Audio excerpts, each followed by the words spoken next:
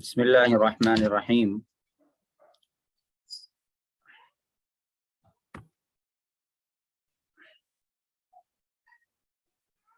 کل ہم نے تفصیل سے رسالت کے بارے میں سنا تھا، اسی کو ہم تھوڑا مختصر انداز میں دہرا لیتے ہیں تاکہ بات منظم انداز سے ہمارے ذہن میں محفوظ ہو جائے۔ رسول کون ہوتے ہیں؟ جواب، رسول اللہ تعالیٰ کے بندے اور انسان ہوتے ہیں۔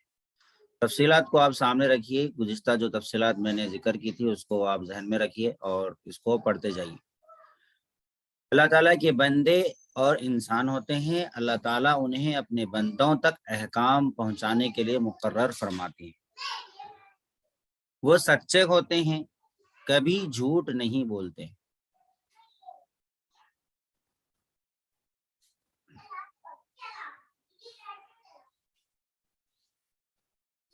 گناہ نہیں کرتے۔ معصوم عن الخطا کی جو تفصیل میں نے کل بیان کی، عصمت انبیاء اسی کو کہا جاتا ہے۔ گناہ نہیں کرتے سے کیا مراد ہے، آپ کو کل تفصیل سامنے آ گئی۔ اللہ تعالیٰ کے حکم سے معجزے دکھاتے ہیں۔ معجزہ نبوت کی ایک دلیل کے طور پر اللہ تعالیٰ دیتے ہیں، جو اللہ کی قدرت ہوتی ہے۔ اللہ تعالیٰ کے پیغام پورے پہنچا دیتے ہیں، اس میں کمی بیشی نہیں کرتے۔ تبلیغ میں سہو بھول نہیں ہو سکتی انبیاء علیہ الصلوۃ والسلام سے۔ پورے پہنچا دیتے ہیں۔ ایسا نہیں کہ کوئی چیزیں بھول گئی اور یا یہ کہ امت سے کچھ چیزیں بتانا بھول گئے امت کو، ایسا بالکل بھی نہیں، پوری چیزیں پہنچا دیتے ہیں۔ ان میں کمی بیشی نہیں کرتے، کچھ کمی زیادتی اس میں نہیں کرتے، نہ کسی پیغام کو چھپاتے۔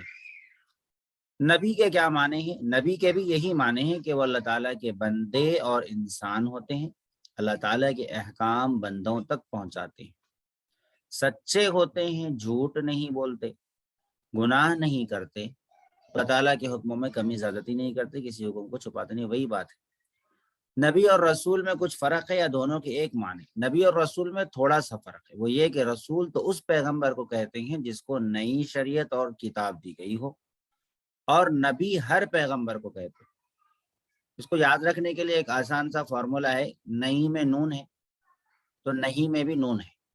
تو جس نبی کو نئی شریعت نہیں دی گئی ہو تو اس کو نبی کہا جاتا ہے، جس کو نئی شریعت اور کتاب دی گئی ہو اس کو رسول کہتے ہیں، اور نبی ہر پیغمبر کو کہتے ہیں۔ جس کو نئی شریعت اور کتاب دی گئی ہو اس کو رسول کہتے ہیں، اور جس کو نئی شریعت نہیں دی گئی ہو اس کو نبی کہتے ہیں۔ اور یہ بھی ہے کہ رسول کو بھی نبی کہہ سکتے ہیں۔ خیر یہ اصطلاحی فرق ہے اور اس میں کوئی زیادہ ڈیپ میں جانے کی ضرورت بھی نہیں ہے۔ بعض علماء نے یہ بھی کہا کہ جو یعنی پچھلے ہی نبیوں کی جو شریعت کو چلا رہے ہیں اسی کو نبی کہا جاتا ہے۔ اور یہ بھی کہا ہے کہ جن کو باضابطہ طور پہ معجزات دیے گئے ہیں اور مخالفین کے درمیان میں بھیجا گیا ہے نئی شریعت دے کر، ان کو رسول کہتے ہیں، اور جن کو ماننے والوں کے ہی درمیان بھیجا گیا ہے ان کو نبی کہتے ہیں۔ چاہے اسے نئی شریعت اور کتاب دی گئی ہو یا نہ دی گئی ہو اس کو نبی کہتے ہیں، بلکہ وہ پہلی شریعت اور کتاب کا تابع ہو۔ ہمارے نبی حضور صلی اللہ علیہ وسلم رسول بھی تھے اور نبی بھی تھے۔ آپ کو نئی شریعت بھی دی گئی اور آپ پچھلے انبیاء علیہ الصلوۃ والسلام کی جو باتیں یعنی توحید، رسالت، آخرت ہے اسی کو آپ نے آگے بڑھایا۔ حضرت ابراہیم علیہ الصلوۃ والسلام کی جو ملت تھی، بنیادی جو باتیں تھیں، انہی باتوں کو آپ علیہ الصلوۃ والسلام نے بھی آگے بڑھایا۔ کیا کوئی آدمی اپنی کوشش اور عبادت سے نبی بن سکتا ہے؟ جواب، نہیں، بلکہ جسے اللہ تعالیٰ نبی بنائے وہی بنتا ہے۔ مطلب یہ کہ نبی اور رسول بننے میں آدمی کی کوشش اور ارادے کو دخل نہیں۔ قادیانی آج کل جو ہے یہی ایک پینترا استعمال کرتے ہیں، پہلے پوچھتے ہیں دیکھو کوئی آدمی عبادت کر کے ولی، پہلے یہ کہتے ہیں کہ دیکھو صراط الذین انعمت علیہم، اللہ تعالیٰ نے کہا کہ انعام یافتہ لوگوں کے راستے پر چلا، تو انعام یافتہ لوگ کون ہیں؟ تو پھر وہ آیت پڑھتے، پارے 5 کی آیت ہے کہ من النبیین والصدیقین والشہداء والصالحین، کہ جو نبی، صدیق، شہداء، صالحین یہ انعام یافتہ لوگ ہیں۔ تو اب الٹا پوچھتے ہیں لوگ کہ آدمی کوئی کوشش سے صالح بن سکتا ہے نہیں بن سکتا؟ آدمی جواب دیتا ہے آپ صالح بن سکتا ہے۔ پھر اس کے بعد پوچھتے ہیں کہ کوئی آدمی مجاہدہ کر کے جہاد کر کے وہ شہید ہو سکتا ہے نہیں ہو سکتا؟ کہتے ہیں ہو سکتا ہے۔ کوئی آدمی صدیقیت کے مقام تک پہنچ سکتا ہے نہیں پہنچ سکتا؟ کوشش کر کے پہنچ سکتا ہے۔ تو پھر آخری سوال کرتے ہیں کہ جس طرح ولی صالح شہید سب بن سکتا ہے، صدیق بھی بن سکتا ہے، تو نبی کیوں نہیں بن سکتا؟ نبی بھی بن سکتا ہے۔ اس طریقے سے پھر وہ اپنے مرزا کو جو ہے اپنا جو ان کا جھوٹا نبی ہے اس کو پھر نبی ثابت کرنے کی ایک بھونڈی دلیل دیتے ہیں، اس کا کوئی نہ سر ہے نہ پیر ہے۔ تو بہرحال کوئی آدمی اپنی کوشش سے نبی نہیں بن سکتا، اللہ تعالیٰ کی طرف سے یہ مرتبہ عطا کیا جاتا ہے۔ رسول اور نبی کتنے ہیں؟ دنیا میں بہت سے رسول اور نبی آئے، لیکن ان کی ٹھیک تعداد اللہ تعالیٰ ہی جانتے ہیں۔ ہمیں تمہیں اس طرح ایمان لانا چاہیے کہ اللہ تعالیٰ نے جتنے رسول بھیجے ہم ان سب کو برحق اور رسول مانتے ہیں۔ جیسا کہ میں نے کہا 25 انبیاء کے نام آئے ہیں اور باقی اس کے علاوہ بھی بہت سارے ہیں۔ سب سے پہلے پیغمبر حضرت آدم علیہ السلام ہے، یعنی اسلام جبھی سے اسٹارٹ ہے، جب سے حضرت آدم علیہ السلام ہے جبھی سے اسلام موجود ہے۔ پچھلے یعنی سب سے آخری پیغمبر کون ہے؟ حضرت حضور صلی اللہ علیہ وسلم، حضرت محمد مصطفیٰ صلی اللہ علیہ وسلم۔ کیا حضرت محمد صلی اللہ علیہ وسلم کے بعد کوئی پیغمبر آئے گا یا نہیں؟ نہیں آئے گا۔ یہاں پر ایک آج کل کے زمانے کے حساب سے بھی اور قرآن و سنت کی جو تشریحات ہے اور قرآن و سنت میں جس طریقے کے الفاظ آئے ہیں اس کو سامنے رکھتے ہوئے ہم ایک لفظ یہاں پر بڑھانا ضروری ہو گیا ہے۔ وہ یہ ہے کہ جواب یہ ہے کہ حضرت محمد صلی اللہ علیہ وسلم کے بعد کوئی پیغمبر پیدا ہوگا یا نہیں ہوگا؟ پیدا ہوگا کا لفظ یعنی پیدا ہوگا، کیونکہ یہ جو قادیانی لوگ ہیں اور اس طریقے کے بہت سارے، یہ شکیل بن حنیف پرسوں بھی ایک نیا ایجاد ہوا، تو یہ بلکہ اس کو ایجاد کیا گیا، تو یہ لوگ ایک عجیب و غریب بات کرتے ہیں، کہتے ہیں کہ دیکھو تم کہتے ہو کہ نبی حضور صلی اللہ علیہ وسلم آخری نبی، تو عیسیٰ علیہ السلام جب آئیں گے وہ بھی تو نبی ہوں گے، پھر آخری نبی کیسے ہو گئے حضور صلی اللہ علیہ وسلم؟ سامنے والے جو بیچارہ جاہل ہے، جو علماء سے رابطے میں نہیں ہے، جس کو یہ خود پتہ نہیں ہے کہ دین کیا ہے، دین کی الف با بھی نہیں معلوم، کالج سے پڑھا ہوا نکلا ہوا ہے اور اس کو کچھ بھی نہیں معلوم، وہ بیچارہ تھوڑا تھوڑا علم ہے، وہ کنفیوز ہو جاتا ہے، ایک دم سے سٹپٹا جاتا ہے، بھئی ایک دم سے بولتا ہے ارے ہاں یہ تو ہاں نبی آئے۔ تو بات دراصل یہ ہے کہ کوئی نبی پیدا نہیں ہوں گے، عیسیٰ علیہ السلام بھی جو ہے وہ نازل ہوں گے، وہ پیدا نہیں ہوں گے، اور عیسیٰ علیہ السلام بھی جو آئیں گے وہ بحیثیت نبی نہیں آئیں گے، بحیثیت امتی ہی آئیں گے، یعنی ان کی اپنی نبوت تو برقرار ہے لیکن وہ اپنی نبوت اور اپنی شریعت کو چلائیں گے نہیں، یہاں پر حضور صلی اللہ علیہ وسلم کی ہی شریعت کو نافذ کریں گے، حضور صلی اللہ علیہ وسلم کی شریعت پہ ہی تابع ہوں گے۔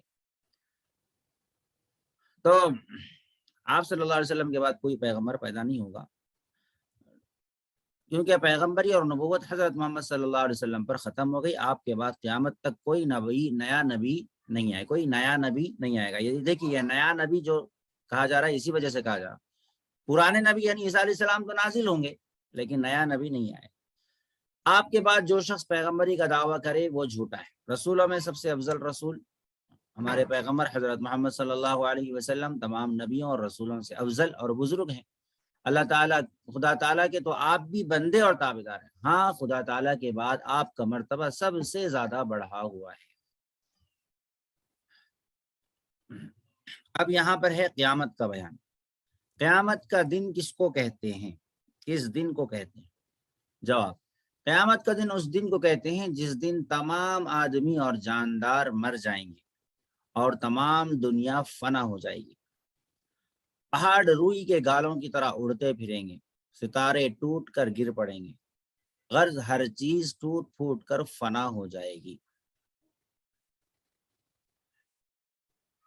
یہاں پر اللہ تبارک و تعالیٰ نے اس قیامت کا تذکرہ بہت ساری صورتوں میں اللہ تبارک و تعالیٰ نے اس قیامت کے تذکرے کو بیان کیا ہے، جیسے سورۃ التکویر ہے، اذا الشمس کورت، اذا السماء فطرت، اذا السماء انشقت، اذا السماء فطرت، اس طریقے کے جو صورتیں ہیں، اذا وقعت الواقعہ، القارعۃ ما القارعہ وما ادراک ما القارعہ، یہ یہ وہ آیات ہے اذا زلزلت الارض زلزالها واخرجت الارض اثقالها وقال الانسان ما لها. تو یہ آیات جو ہیں قیامت کی ہولناکی کو بیان کریں گی، بیان کر رہی ہیں. تو بہت ساری آیات میں اللہ تبارک و تعالیٰ نے قیامت کا ذکر فرمایا ہے. تو یہ قیامت قائم ہوگی کیونکہ دنیا کو بنایا اللہ نے. اب اس دنیا کو اللہ تبارک و تعالیٰ نے ایک وقت تک بنایا اور اس کے بعد میں اس دنیا کو ٹوٹ پھوٹ کر فنا کرنے کی طاقت اللہ کو ہے، اور اللہ تبارک و تعالیٰ اس دنیا کو ختم کر دیں گے. ہر جاندار اپنی مقررہ عمر پوری کر کے دنیا سے چلا جاتا ہے، لیکن دنیا کا بھی ایک لمیٹڈ ٹائم ہے، اور وہ آخری ٹائم، لاسٹ ڈے جو ہے دنیا کا، وہ قیامت کا دن کہلاتا ہے. اس دن حضرت اسرافیل علیہ السلام سور پھونکیں گے. حدیث کے مطابق یہ معلوم ہوتا ہے کہ وہ جمعہ کا دن ہوگا. اسی وجہ سے حضور صلی اللہ علیہ وسلم نے فرمایا ان من افضل ایامکم یوم الجمعہ فیہ خلق آدم علیہ السلام وفیہ قبض وفیہ نفخ وفیہ الصعقہ، کہ اسی دن آدم علیہ السلام کو پیدا کیا گیا جمعہ کے دن، اسی دن ان کی روح کو قبض کیا گیا، اور اسی دن جو ہے سور پھونکا جائے گا. اور سور کی آواز اس قدر ہیبت ناک ہوگی کہ تمام جاندار مر جائیں گے، ہر چیز ریزہ ریزہ ہو کر بکھر جائے گی، زمین آسمان پھٹ جائیں گے. اذا السماء انشقت، جب آسمان پھٹ جائے گا. اذا الشمس کورت، جب سورج بے نور ہو جائے گا. اذا زلزلت الارض زلزالها، جب زمین ہلا دی جائے گی. واخرجت الارض اثقالها، زمین اپنے بوجھ کو نکال پھینکے گی باہر. تو یہ اللہ تعالیٰ نے قیامت کا ذکر فرمایا. پھر اس کے بعد میں سب پوری دنیا ٹوٹ پھوٹ کر ختم ہو جائے گی. اب اسرائیل علیہ السلام کو بھی موت آ جائے گی، اسرافیل علیہ السلام کو بھی موت آ جائے گی، وہ بھی نہیں رہیں گے، سب ختم ہو جائیں گے. صرف ایک اکیلے اللہ کی ذات باقی رہے گی. کل من علیہا فان ویبقى وجہ ربک ذو الجلال والاکرام. ہر چیز جو کچھ اس زمین پر ہے سب کے سب فنا اور ختم ہو جائے گی. صرف اللہ رب العزت کی عزت و جلال والی ذات باقی رہے گی. تو وہ اللہ طاقت والے ہیں، بہت بڑی قدرت والے. اللہ خود کہیں گے کہ این جبار الارض، کے زمین کے میں بادشاہت کا دعویٰ کرنے والے، زمین میں اپنی فرعونیت پھیلانے والے اور زمین میں ظلم و ستم کرنے والے کہاں گئے؟ این جبابرۃ الارض، زمین کے ظالم کہاں گئے؟ این ملوک الارض، زمین کے بادشاہ کہاں گئے؟ کون ہے آج جو بادشاہی کا دعویٰ کرے؟ لمن الملک اليوم، قرآن کہتا ہے کہ آج اللہ خود آواز لگائیں گے، کون ہے آج بادشاہت کس کی ہے بتاؤ؟ پھر اللہ خود آواز دیں گے للہ الواحد القہار، اس ایک اللہ کی بادشاہت ہے جو اکیلا ہے اور قہار ہے. تو یہ جب پوری دنیا ختم ہو جائے گی اور قیامت جو قائم ہوگی وہ بالکل شرار خلق پر، یعنی مخلوق میں جو سب سے بدترین قسم کے لوگ ہیں ان پر آئے گی قیامت. اور جو نیک لوگ ہیں ان کو اللہ تبارک و تعالیٰ پہلے ہی موت دے دیں گے، اور وہ آسانی کے ساتھ پہلے ہی وہ انتقال کر جائیں گے. دنیا ظالموں سے اور شریروں سے بھر جائے. ابھی ہم جو دور میں چل رہے ہیں قیامت کے قریب کا دور ہے، اس میں بھی ظلم و ستم کا بازار گرم ہے، ظلم و ستم عام ہوگا. قیامت کی جو علامتیں ہیں وہ علامتیں ظاہر بہت ساری ہو چکی ہیں، بہت ساری ہوں گی، اور بھی علامت صغرا ظاہر ہو چکی ہیں، علامت کبرا ظاہر ہوں گی. اور پھر اس کے بعد میں قیامت سے پہلے ایک ایسا دور بھی آئے گا کہ جس میں حضرت مہدی کی حکومت ہوگی. تقریباً وہ حکومت کریں گے 7 سال حکومت کریں گے، کہ پھر اس کے بعد پھر دجال آئے گا. دجال آنے کے بعد میں پھر یہ دجال کا آنا، پھر اس کے بعد میں حضرت مہدی کا پہلے آنا، یہ علامات کبریٰ کہلاتا ہے. پھر اس کے بعد دجال آنا، دجال کے بعد میں پھر عیسیٰ علیہ السلام آئیں گے، آ کے پھر وہ دجال کو ماریں گے اور پھر وہ 40 سال حکومت کریں گے. یہ علامات کبریٰ. یہ تو درمیان کا وقفہ ہے، اس میں دنیا امن اور چین، سکھ کا، عدل انصاف کا سانس لے گی اور ایک اچھا نظام دیکھے گی پوری دنیا.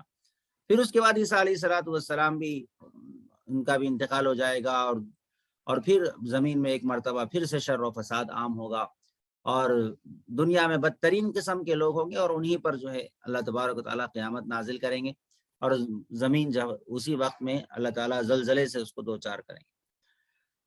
تو بہرحال جب قیامت قائم ہوگی، جب سب کچھ ختم ہو جائے گا، تو پھر اللہ تبارک و تعالیٰ 40 سال، بعض حدیث میں 40 سال آتا ہے، یا 40 مہینے یا 40 دن، جو بھی ہو، مختلف احادیث میں مختلف باتیں آئی، سب آپ کے سامنے میں نے رکھ دی۔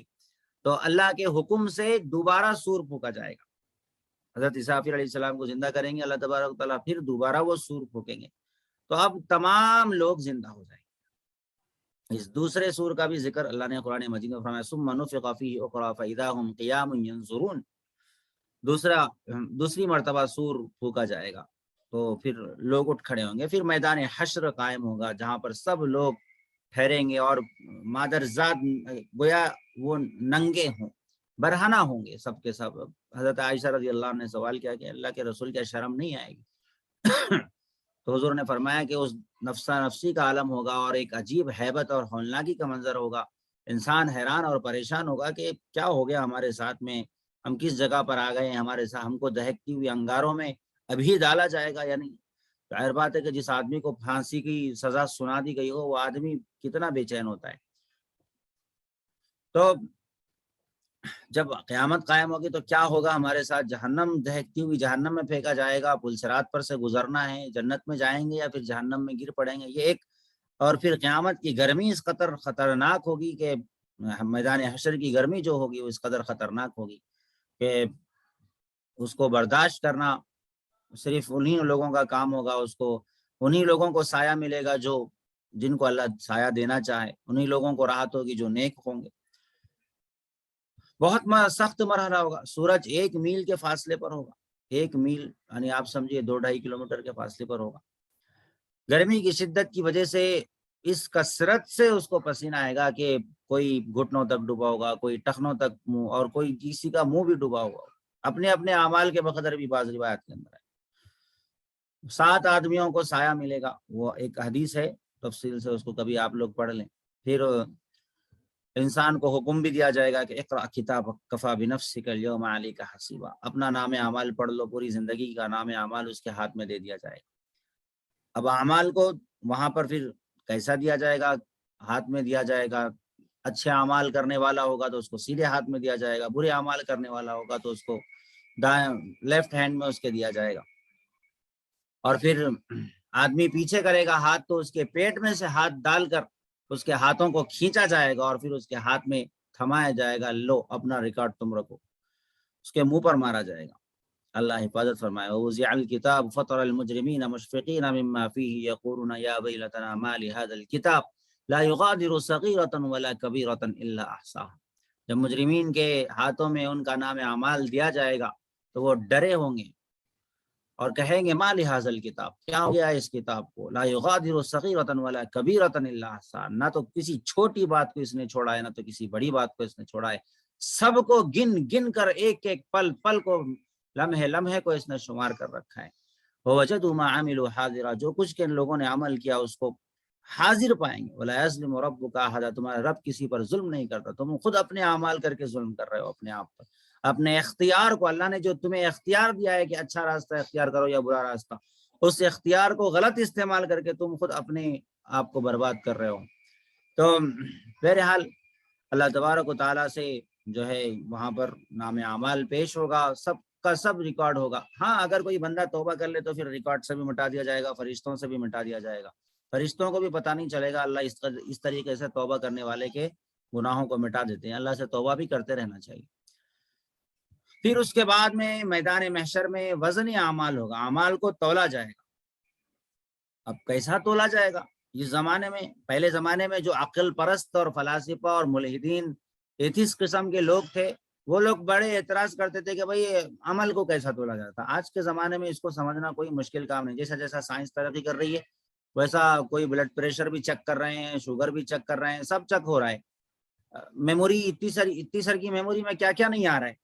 تو اللہ تعالیٰ تولیں گے، کیسے تولیں گے؟ اللہ کی مرضی، اللہ تعالیٰ کیفیت کو کیسے تولیں گے؟ جب سائنس آج ہر چیز کو ماپ سکتی ہے بغیر پیمانے کے، بغیر ناپ کے۔ پہلے ہم ناپنا تولنا بولے تو ماپ ہی سمجھتے تھے، تیل لے کے آگے جو ماپ ہوتا ہے، دودھ کا جو ماپ ہوتا ہے وہی ماپ ہم سمجھتے تھے۔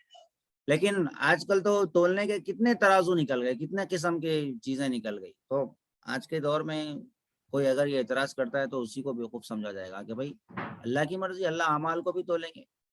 تو اللہ تعالیٰ اعمال کو بھی کوئی صورت بھی عطا کر سکتے ہیں اور اللہ تعالیٰ کسی بھی طریقے سے اس کو تول سکتے ہیں۔ تو کوئی بھی چیز کا ناممکن ہونا سب ہمارے مخلوق کے طاقت، انسان اپنی طاقت کو سامنے رکھ کر اللہ کی طاقت کو تولنا شروع کر دیتا ہے، اپنی اوقات کو بھول جاتا ہے. یہی انسان کی بڑی کمزوری ہے کہ تھوڑا سی اللہ نے اس کو دماغ دیا تو اپنا دماغ چلا کر اللہ کی طاقت کو تولنا شروع کر دیتا ہے. کوئی بھی چیز ہمارے لیے ناممکن ہے تو ضروری نہیں کہ وہ اللہ کے لیے بھی ناممکن ہو. اللہ کے لیے ہر چیز ممکن ہے. اور پھر یہ بھی ہے کہ عقلی دلائل بھی ہمارے سامنے دنیا میں ظاہر ہے، بہت سارے عقلی دلائل سے ہم ثابت بھی کر سکتے ہیں. ایسا نہیں کہ ہمارا دین عقلی دلائل سے پیدل ہے، عقلی دلائل اس کے اندر ہوتے ہی نہیں ہیں. ہاں، اسلام یہ تو کہتا ہے کہ عقل کو استعمال کرو، لیکن عقل کو استعمال کرنے کی بھی ایک حد اسلام نے بتائی. بہت کچھ چیزیں ایسی ہوتی ہیں جیسے اللہ کی ذات ہے، اللہ کی صفات ہیں، اللہ تبارک و تعالیٰ کی کچھ ایسی چیز متشابہات ہیں جس کو آیات متشابہات کہا جاتا ہے. تو کچھ چیزیں ایسی جو ہوتی ہے جو عقل سے اوپر کی چیزیں ہوتی ہے، عقل سے ماورا ہوتی ہے، انسان اس تک نہیں سوچ سکتا، وہاں تک اس کی عقل کام نہیں کرتی. عقل کے ماورا یعنی عقل کے اوپر ہو سکتی ہے چیزیں، لیکن عقل کے خلاف اسلام میں کوئی چیز نہیں. بہت ایک پوائنٹ ہے جس کو بڑے بڑے علماء نے اپنے کتابوں میں لکھا ہے، اس کو سمجھنے کی اچھی طرح ضرورت ہے. اسلام میں عقل کے خلاف کوئی چیز نہیں. ہاں، عقل سے ماورا چیزیں ہو سکتی ہے، عقل سے ماورا چیزیں ہیں کچھ، اور وہ بھی ایسی چیزیں ہیں کہ اس کو بھی چاہے تو دلائل سے ثابت کیا جا سکتا ہے، لیکن سمجھنے والے کے اندر عقل ہو تو وہ سمجھے گا. اگر عقل نہ ہو تو پھر ہم کسی کو سمجھانے کے لیے بیٹھ نہیں سکتے جب تک اللہ ہدایت نہ دے. تو وزن اعمال ہوگا، اسی طرح پل صراط بھی ہوگا.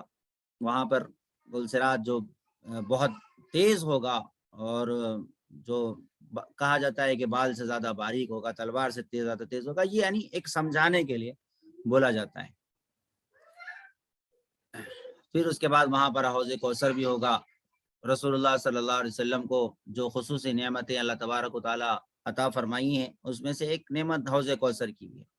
آپ میدان محشر ہوگا تو وہاں پر آپ علیہ الصلوۃ والسلام حوض کوثر سے پانی پلائیں گے جنتیوں کو، پھر اس کو پینے کے بعد کبھی پیاس نہیں لگی. انا اعطیناک الکوثر میں اسی حوض کوثر کو بیان کیا گیا.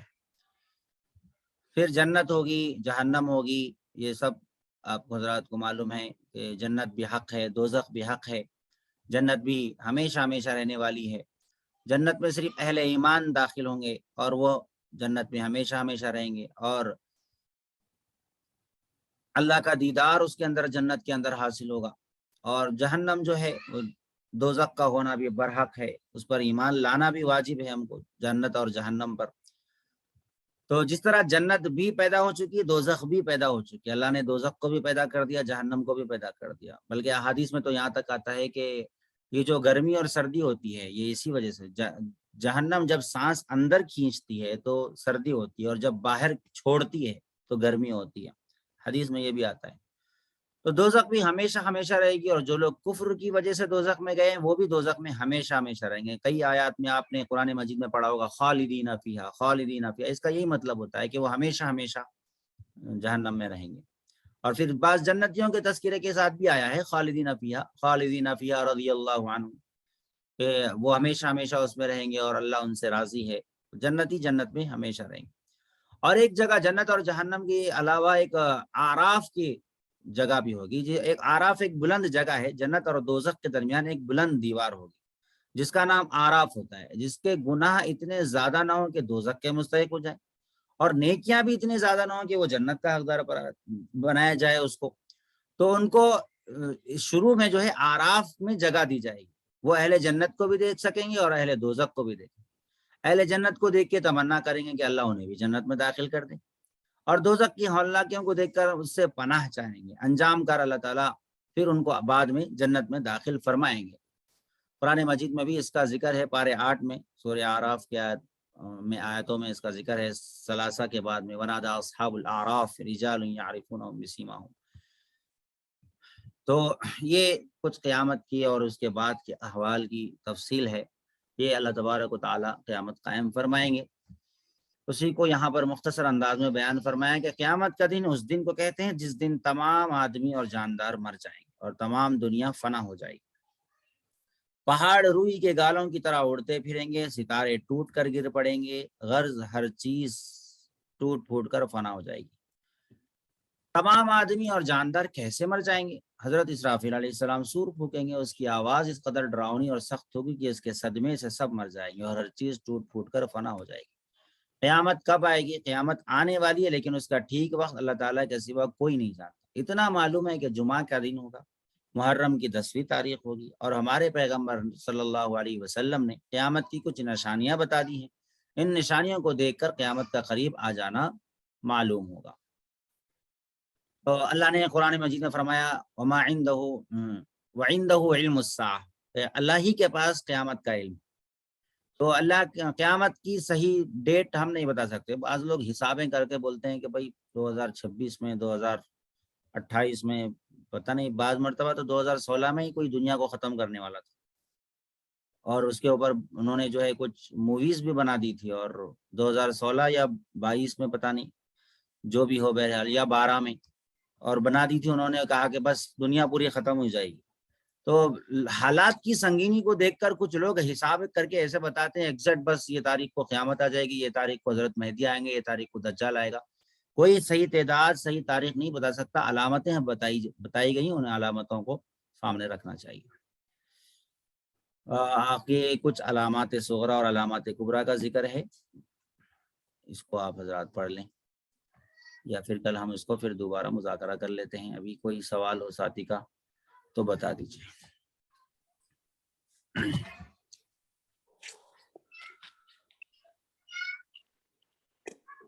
السلام علیکم مفتی صاحب۔ وعلیکم السلام ورحمۃ اللہ وبرکاتہ۔